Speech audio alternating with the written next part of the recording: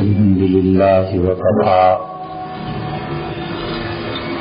وسلام على عباده الذين اصطفى أما بعد. اللہ تعالی نے اور انسانی عقل میں جو کام بھی اپنی اصلاح اور فائدے کے لیے کرنے ہوتے ہیں ان سب کی انسان تیاری کرتا ہے.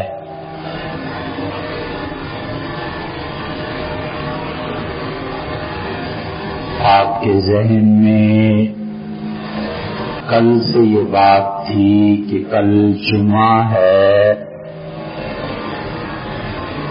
اور فلاں مسجد میں جا کر نماز ادا کرنی ہے،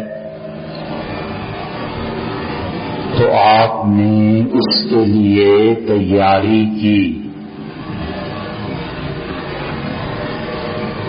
لباس کا انتخاب کیا،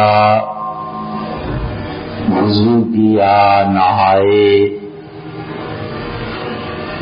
اور پاکیزگی کے ساتھ وقت کی پابندی گھڑی دیکھ کر آپ اس مسجد میں تشریف لائے.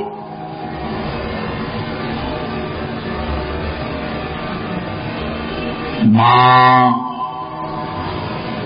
کھانا پکاتی ہے، تیاری کرتی ہے، بار بار گھڑی کو دیکھتی ہے. لمبا کوئی فون آ جائے تو اسے کہتی ہے سہیلی سے کہ بچوں کے آنے کا وقت ہو جائے گا اور ابھی یہ کام کرنے ہیں تو اچھا پھر بات کریں گے. دفتر پہنچنا ہے اور تیاری آپ نے کر لی کہ کتنے بجے کون سی فائل، کام کیا کرنا ہے، صاحب نے کیا بتایا ہے، دکان پہ پہنچنا ہے. تو پہلے سے یہ تیاری ہے، حتیٰ کہ رات کو زیادہ وقت کسی کو نہیں دیا جا سکتا کیونکہ صبح اٹھنا ہے اور کام کرنا ہے. تو جتنے کام اللہ نے فرمائے ہیں اس کے لیے بھی تیاری کرنی ہے، اور جتنے کام انسان خود اپنی عقل سے کرتا ہے اس کے لیے بھی تیاری کرتا ہے.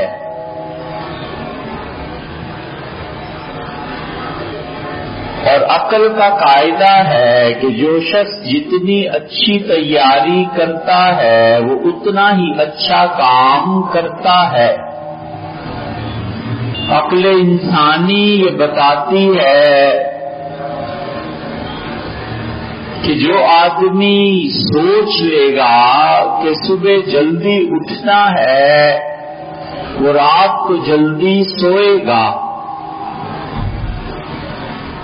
عقل کہتی ہے جتنی اچھی تیاری کرو گے ریزلٹس اور نتائج بھی اتنے ہی شاندار آئیں گے.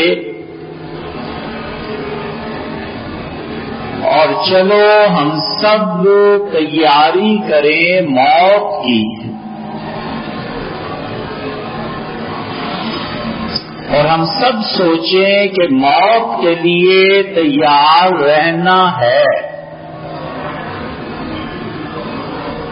موت آج آ رہی ہے، کل آ رہی ہے، مرنا ہے اور مرنے کی تیاری اصل ہے.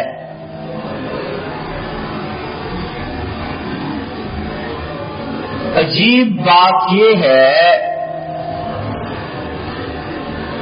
کہ جو آدمی مرنے کا اہل نہیں ہے وہ زندگی کا بھی اہل نہیں ہے. زندگی اصل نہیں، موت اصل ہے. زندگی کچھ نہیں اور موت سب کچھ ہے. اور جس شخص کو مرنا نہیں آتا اسے جینا بھی نہیں آتا. اور جو مرنا جانتا ہے وہ شخص ہے جو زندہ رہنے کا حقدار ہے. اور اگر مرنا نہیں جانتا تو اسے چاہیے کہ اپنی موت سے پہلے ہی مر جائے، خود مر جائے. موت کی تیاری کریں اور آج سے ہی شروع کریں. یہ ایک نئی بات ہے ہمارے سامعین کے لیے جو اپنا وقت اور جانے کیا کیا مصروفیات چھوڑ کر یہاں آتے ہیں، اور آپ کا خیال بھی بڑا رہتا ہے کہ ہفتے کے بعد دوستوں سے ملاقات ہوتی ہے، تو اس لیے ہم سب آج سے مرنے کی تیاری شروع کریں. مرنا سیکھو تاکہ جینا سیکھو، اور موت کی تیاری کرو تاکہ جینا آئے اور زندگی گزارنا آئے.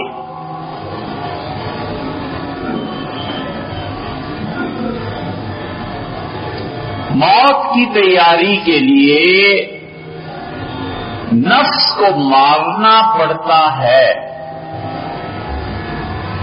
اور نفس انسان کی عقل اور طبیعت کے مل جانے کا نام ہے. بس انسان کی طبیعت جو کچھ چاہتی ہے وہ اس کی عقل میں بھی آ جائے اور کر گزرے، یہ نفس ہے.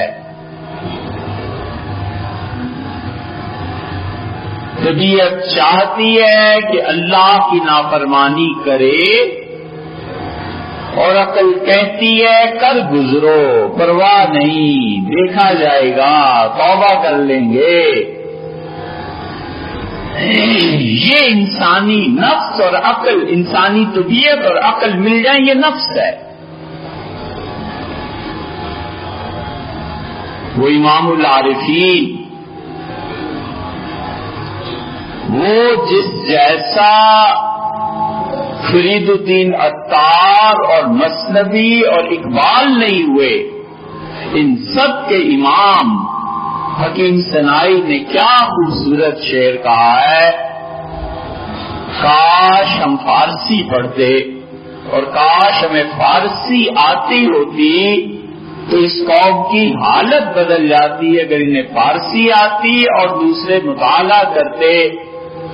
حکیم صنائی کہتا ہے حدیقۃ الحقائق میں کہ از نفس، از در نفس، انسان کے نفس کے دروازے سے کعبہ کعبہ دل، از در نفس کعبہ کعبہ دل، عاشقاں را ہزاروں یک منزل. نفس کے دروازے سے لے کر اور بیت اللہ جو دل میں، کعبۃ اللہ جو دل کا ہے، اس تک پہنچنے میں نا عاشقاں را ہزاروں یک منزل. عاشقوں کے لیے 1001 منزلیں ہیں جو طے کرنی پڑتی ہیں تاکہ نفس سے نکلے اور بیت اللہ، کعبۃ اللہ جو اس کے دل میں، اس کے صحن تک پہنچے. حکیم صنائی اتنا بڑا آدمی تھا کہ معروم نے مثنوی میں اس کی عظمت کا اعتراف کیا اور کہا کہ حکیم صنائی اور اس کے بعد فرید الدین عطار اور ان دونوں کے پیچھے چلتے ہوئے تیسرا میں آیا ہوں. اور فرید الدین عطار کہتا ہے کہ حکیم صنائی کا کیا پوچھتے ہو، او خدا بندو ماں بندہ، وہ ہمارا آقا ہے اور ہم اس کے غلام ہیں. اور حکیم صنائی معرفت کی، عرفان کی چوٹی پر کھڑا ہے، اور فرید الدین عطار نے آ کر اس کے عرفان میں عشق ملا دیا، اور اس عشق اور عرفان دونوں کی منتہا معروم ہے.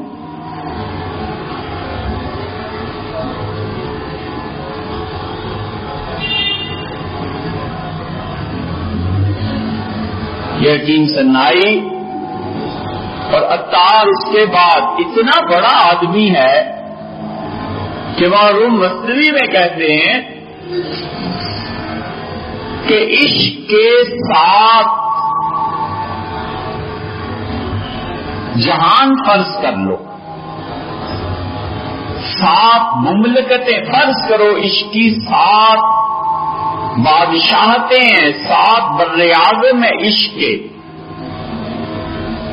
اور معروم کہتے ہیں کہ فرید الدین عطار نے سارے جہان دیکھے ہیں، اور میں ابھی اس ایک جہان کی ایک گلی کے نکڑ پر کھڑا ہوں، اس سے زیادہ کچھ نہیں. تو فرید الدین عطار اللہ کے عشق میں ڈوبا ہوا آدمی تھا. اور یہ جو اب اپنے آپ کو عطاری لکھتے ہیں اسی نسبت سے لکھتے ہیں، اگرچہ فرید الدین عطار خود صاحب سلسلہ نہیں تھے، لیکن وہ شخص مرنا جانتا تھا.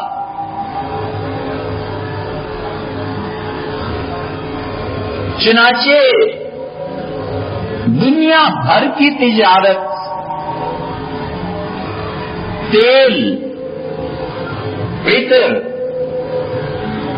گھروں میں جو تلائی اور کھانے پکتے ہیں، یہ سب کچھ اس کی دکان سے ملتا تھا. اور کروڑوں پتی آدمی، 40-42 سال عمر تھی.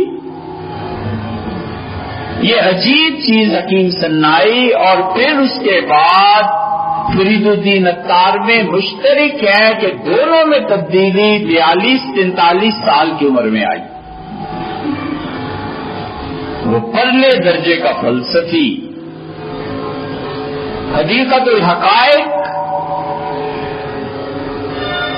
ورڈز پارلیمنٹ، یہ پارلیمنٹ آف ورڈز انگریزوں نے ترجمہ کیا ہے، اور گوروں نے اس کتاب سے بہت کچھ سیکھا ہے. حکیم صنائی غزنی میں ہے قبر، اور یہ علامہ اقبال جیسا آدمی جا کر گھنٹہ 1.5 گھنٹہ اس کی قبر پہ کھڑے ہو کے جو روتا رہا نا، یہ ایسے ہی نہیں تھا. وہ جانتا تھا کہ یہ کس درجے کا آدمی ہے، چوٹی کا فلسفی. اور جب 42 سال عمر ہوئی تو تبدیلی آ گئی. عطار کے ساتھ بھی یہی ہوا. فرید الدین عطار رحمت اللہ علیہ عید کے موقع پہ دکان کھچا کھچ بھری بھی، ہر آدمی عید کی تیاری کر رہا ہے، مسلمانوں کے عروج کا دور ہے، اور ہر کوئی تیل، عطر، چیزیں خرید رہا ہے. اور ایک درویش آیا اور اس نے کہا کہ میری مدد کرو، اللہ نے اتنا کچھ تمہیں دے رکھا ہے مال، اس میں سے کچھ مجھے بھی دو. اس نے کہا بابا ہٹو، اس وقت تو وقت نہیں ہے. اس نے کہا کچھ دے دو. اس نے کہا تکرار مت کرو، میرے گاہک خراب ہوتے ہیں، لائنیں لگی ہوئی ہیں، ہٹو یہاں سے. اس نے کہا حیران ہوں کہ فرید الدین تم اتنے مصروف آدمی ہو، مرو گے کیسے؟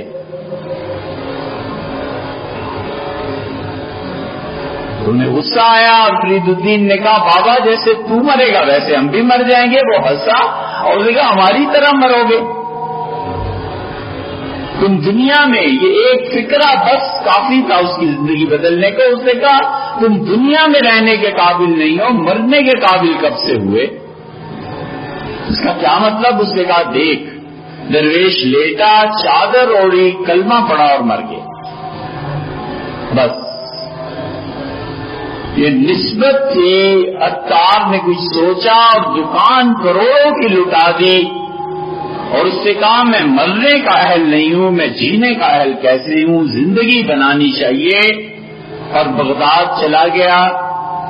اور اللہ کے بہت بڑے دوستوں میں شیخ نجم الدین کبرا، جن سے سلسلہ قدرویہ چلا ہے، امامت کے درجے پہ فائز تھے، جیسے شیخ عبد القادر جیلانی، جیسے شہاب الدین سہروردی، جیسے بہاؤالدین نقشبندی، اس درجے کے آدمی تھے رحمہم اللہ۔ اور انہوں نے ان کی تربیت کی اور اللہ نے عطار کو اپنے عشق اور محبت میں رنگ دیا، اور یہ دونوں اس کا عرفان حکیم سنائی کا اور اس کا عشق مل کے رومی نے جنم لیا، اور رومی کا فیض علامہ اقبال تک پہنچا، اور علامہ نے وحدت الشہود سے وحدت الوجود کی طرف سفر کیا۔ بات ہوئی ہے کہ مرنے کی تیاری کرو۔ مرنے کے لیے کیا چیز ضروری ہے؟ یہ ضروری ہے کہ انسان انسانوں کے پھندے سے آزاد ہو، اور انسان آزاد مرے، غلامی میں نہ مرے۔ جو یہاں غلام ہے انسانوں کا، وہ وہاں پہنچ کے آگ کا غلام ہے۔ مرنا آزادی کے ساتھ اگر سیکھ جائے تو یہ مردے ہوئے زندگی کی آسائش اور آرام سے صحیح معنی میں لطف اندوز ہوتا ہے۔ اپنے آپ کو آزاد رکھے، آزاد کرے، اور لوگوں کی غلامی سے نکلے۔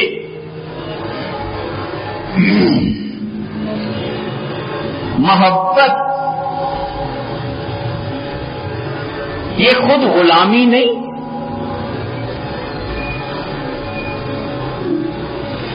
فرائض کا پورا کرنا ایک الگ بات ہے، اور محبتوں میں گرفتار ہونا ایک الگ بات ہے۔ اپنے بچوں اولاد کی ذمہ داری اور فرائض پورا کرے اور ان کی محبت میں گرفتار نہ ہو، غلام بن جائے گا۔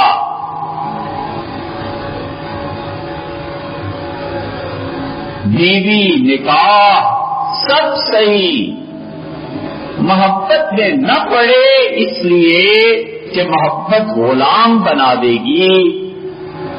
اس غلامی سے اپنے آپ کو نکالے، پیسہ غلام بنا دے گا۔ حرام کی دولت، پیسہ، ہر وقت اس کے چکر، اور بدترین چیز قرض لے کر اپنی دولت میں اضافہ کرنا، اس قرض کا اللہ کیا حساب دینا ہے۔ اس حال میں مرے کہ ایک پائی نہ لینی نہ دینی، چھٹی۔ یہ موت کی تیاری ہے۔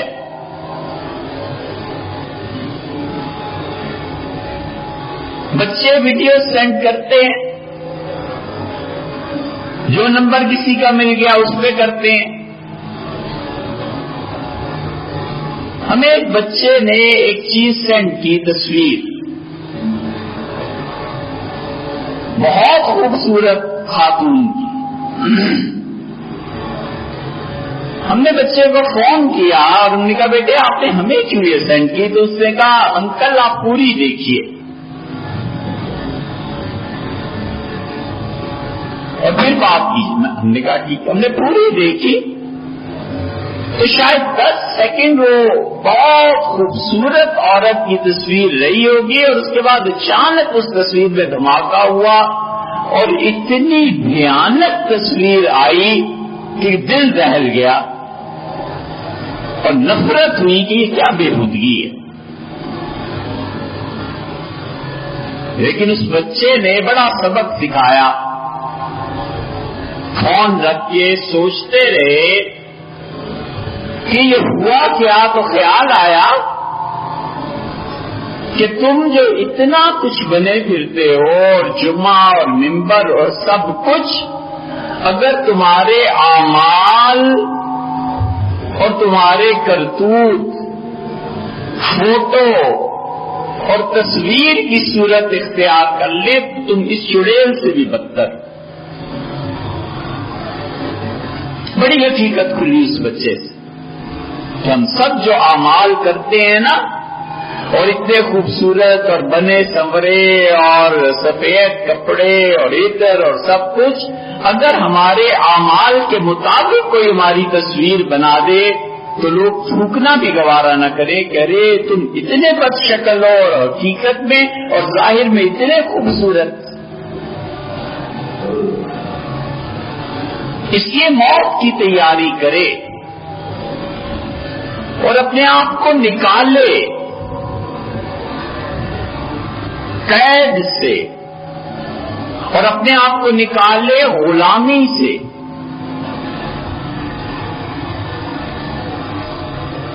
نظر جب بھر جاتی ہے دیکھنے سے تو یہ ہے بدصورتی. بدصورت چیز نظر بھر جاتی ہے، بس ایک بار دیکھتا ہے پھر نہیں دیکھتا. اور حسن سے نظر نہیں بھرتی، بار بار دیکھتا ہے. حتیٰ کہ کہتا ہے دیکھنے کی چیز اسے بار بار دیکھتا ہے، اس لیے کہ حسن کا احاطہ انسانی نظر کر نہیں پاتی. ہر بار نیا لطف، ہر بار نئی چیز، ہر بار دیکھتا ہے اور نئے سے نئے معانی پیدا کرتا ہے. اور نظر جتنی محظوظ ہوتی ہے اور لطف اٹھاتی ہے دید سے، انسان کی روح میں اللہ نے جو نظر رکھی ہے وہ اندیکھی چیزوں کو اس سے زیادہ محسوس کر کے لطف اندوز ہوتی ہے. اس روح کی بھی ایک آنکھ ہے اور اس آنکھ سے جو نادیدہ جہان ہے نظر نہیں آتا، لیکن دیکھنے سے حسن سے جو تسکین ملتی ہے نا، آنکھ جو روح کی ہے جب یہ کھلتی ہے تو نہ دیکھنے سے تسکین ملتی ہے. اور وہ جو حسن اندیکھا ہے اس کا عروج، اس کا آخری نقطہ اور کھونا بلا تشبیہ اللہ کی ذات ہے. اس لیے مرنے کی تیاری کرے اور محبتوں سے اپنے آپ کو آزاد کرے. دنیا کی محبت، اولاد کی محبت، بیوی کی محبت، کس کی محبت میں گرفتار ہے. اور اگر مر جائے گا نا تو روح انہی محبتوں میں پھر پھنسی رہے گی اور پھر جہنم کی تاریکیوں میں جا کر کہیں معلوم نہیں دھلتی ہے کہ نہیں دھلتی. لیکن اگر موت کی تیاری کر کے اپنے آپ کو آزاد کر لینا تو ادھر مرے اور ادھر قرب حقیقی نصیب ہوا. اللہ کہتا ہے قیل ادخل الجنہ، لوگوں نے قتل کیا اسے اور ہم نے کہا ابھی اسے جنت میں لے جاؤ. اور دوسرا جو محبتوں میں گرفتار تھا نا، اللہ کہتا ہے غدوًا وعشیًا، ہم نے اپنے فرشتوں سے کہا کہ صبح شام اس کی روح کو جہنم کی آگ پہ چڑھاؤ. تو فرعون تھا اور یہ وہ تھا جس نے انبیاء علیہ السلام کی بات مانی. قیل ادخل الجنہ، ہم نے کہا ابھی لے جاؤ باغات میں اسے، خود فیصلہ کر لو ادھر جانا ہے کہ ادھر جانا. موت کی تیاری کرو، جو شخص مرنا نہیں نہ جانتا اسے جینے کا کوئی حق نہیں.